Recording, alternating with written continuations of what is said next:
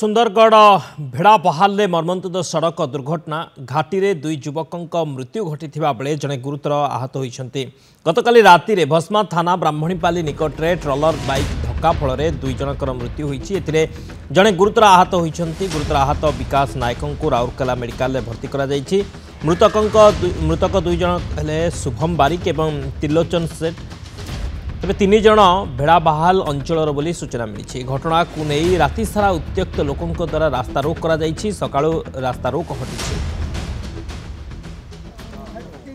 दुर्घटना दुई जन मृत्यु होती। मृतक दुई जन शुभम त्रिलोचन सकाळु रास्ता रोक हटी। राति रास्ता रोक करते उत्त्यक्त लोक मैंने किंतु सकाळु रास्ता रोक हटी। सुंदरगढ़ भेड़ाबहाल मर्मन्तुद सड़क दुर्घटना घटी दुई जनकर मृत्यु होती। जड़े गुरुतर होती।